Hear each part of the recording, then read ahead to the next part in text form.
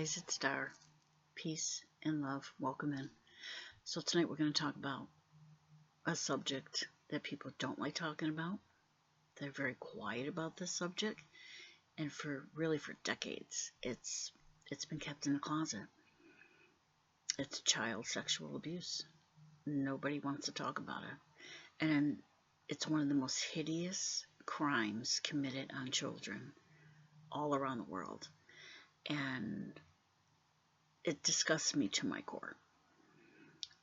I don't like to judge people. I try not to judge people. But this is one thing that I have a hard time keeping my mouth shut on. I just can't do it. Thank goodness I was never molested or sexually abused as a child. I did have an incident with a priest that I've talked about before, but it wasn't as traumatic as what some people have gone through when they were children. So I don't ever want to anybody to feel as if I'm saying that what I went through is anything near what some folks have gone through, because some people have really been through some terrible things as kids that really affected them horribly, and that's why they probably choose not to talk about it.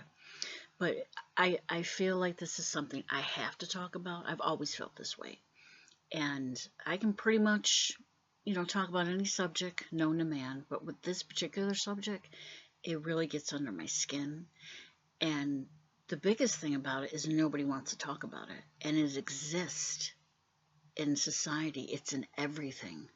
It's in our television, our radio, it's in art, it's in families and friends and all kinds of connections, and it's in our laws, and it's in our courtrooms, and it's all over the place. But we don't talk about it. And I think part of the reason, other than the shame that comes with it, which anybody that's ever been molested as a child shouldn't feel ashamed, because you didn't do anything wrong. The adult in your life is the one who did it. You didn't do anything wrong, so you have nothing to be ashamed of. The reason I feel like people don't want to talk about it is there are a lot of molesters amongst us. If you go on the internet, there's all kinds of different websites that look for criminals in your area, and there are specific websites that look for pedophiles in the area. And you'd be surprised at what you pull up, and I don't care where you live, because I've looked in my neighborhood many times, and they're all over the place. Now, I know there's different types and different levels of sex offenders. I'm not speaking about somebody that was 19 and they were dating a 15-year-old. I'm not talking about that type of situation. I'm talking about a full-fledged adult seeking out a child to groom and sexually assault. That's exactly what I'm talking about. And if you talk to anybody or listen to anything, educate yourself on child abusers, they groom children. That's what they do. And they seek out children. And I've always asked myself, why? Why do people do this to kids? I don't understand it.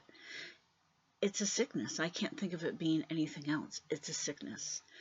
And again, while I don't like to stand in judgment of anyone, I do know for a fact that when you leave this planet, you will be responsible for any pain that you've caused anyone. And this type of pain is a specific type of pain that you cause a child. You're going to feel it tenfold. I have studied hundreds and hundreds of near-death experiences. And if you're saying to yourself, oh, whatever, what the hell is she talking about? I don't believe in any of that. Well, you might want to start paying better attention, because the fact is you're not just this human body. And by now, in 2025, most of us know that. You are a spirit in a human body. Take a look around you. There's all kinds of things going on that indicate that we're more than just what we see. And I'm not talking about just ghosts that do exist, spirits walking among us that do exist, whether they are bad or good. In our skies, other entities around us, there's more than just what we see. Why do people seek out children for sexual gratification? Well, my thought is this. People do this because they're so in tune with their human body that the only way they can feel good is to seek out another human to satisfy them on some level. Adults with adults, That is what it is. I don't care as an adult who you choose to have sex with. As long as you're not hurting anybody, really, I could care less. And even as a woman and, and a person that's had to watch their back because, as females, you all know, any females out there, and men as well, that we are sexually attacked. Um, um, I don't know what the numbers are, but females are sexually abused or attacked or raped, and the numbers are very high, especially in the United States, which is really very sad. And with the climate of what's going on now with politics, making it seem like it's okay on some sickening level, I don't see that number going down at all. But me being a female, I obviously, or if you're a female, we can understand that feeling of vulnerability and not feeling safe. Now imagine you're a little person, you're a child, and the person, your mom or your dad or a family member that you're supposed to trust, is violating you in this way, and they're seeking out that gratification from you because that's the only way they see that they can get it. That messes with the child. So if you're sexually abusing a child or have, know that when you leave this human body, you will face the higher power and you will feel every bit of pain that you ever caused any child. This I promise you. I have read many of near-death experience stories. Maybe you should too. One in particular was a gentleman who was not a sexual abuser, but he was a jerk. He said, I was a jerk. I was nasty to people. I was cocky. I didn't care about anybody else but myself, he said. And he had an accident. And he said that he had left his body. He felt himself leave his body. And he went into this dark hall. And not that dark equates to bad or negative. A lot of people mention going into a dark space first. But for him, he said, he's seen around him just entities that were faceless grabbing at him, and he could feel the anger and the hate coming from them, wanting to hurt him. And now he ended up, obviously, lived because he was able to tell his story, but he learned from that he needed to do a better job when he was in this human body, because he was going to have to face anything he chooses to do in this life once he left this human body for good. So I'm saying to you, if you've ever molested a child, or if you're an enabler of that, what does that mean? Well, folks, if you know somebody's doing it and you keep your mouth shut because you just don't want to get involved, well, you're just as bad as the person doing it when you know that a child's well-being is at stake. Okay, their mental health is at stake when somebody abuses them sexually. If we look at the Menendez brothers, that they've been trying to, folks, their family members, in fact, are trying to get them released. And, I'll hear other people say, oh, well, they killed their parents. They don't deserve that, blah, blah, blah. Should they have killed their parents? I mean, probably not, because they're in prison now. They've been in prison for well over 30 years. But I understand why they did it. I completely understand it. Especially the younger gentleman, Eric, who the father, for whatever reason, picked out to sexually abuse on a regular basis. I mean, he used his son like some kind of toy.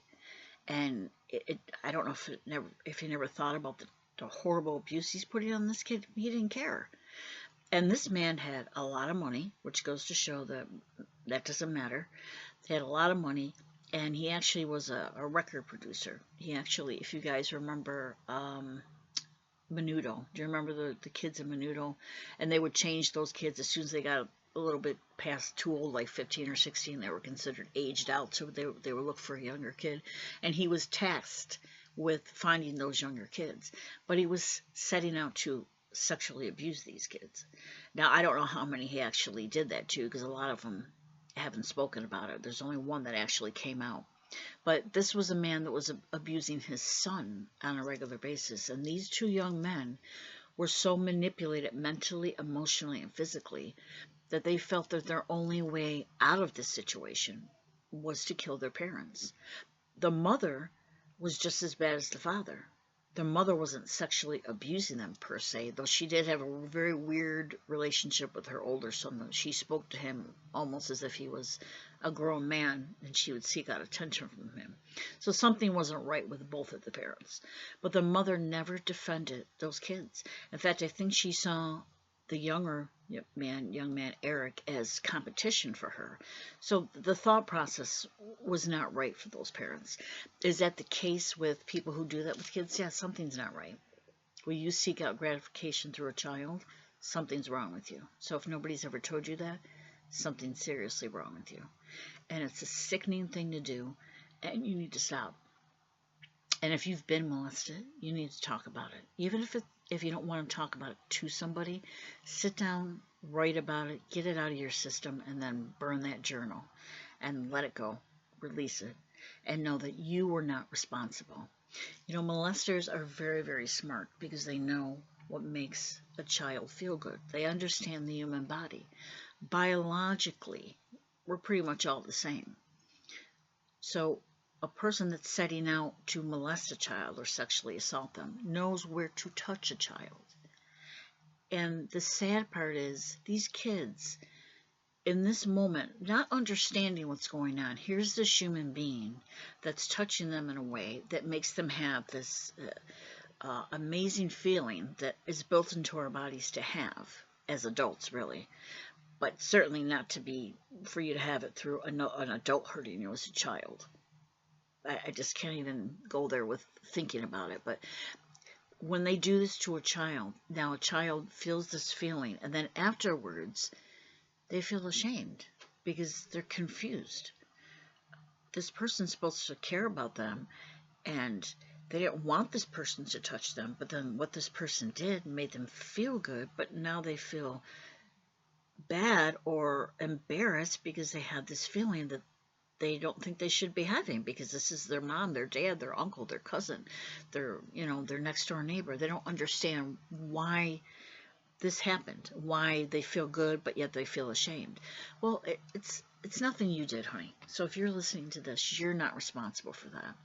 A person who does this, a molester, a pedophile, understands how to push those buttons.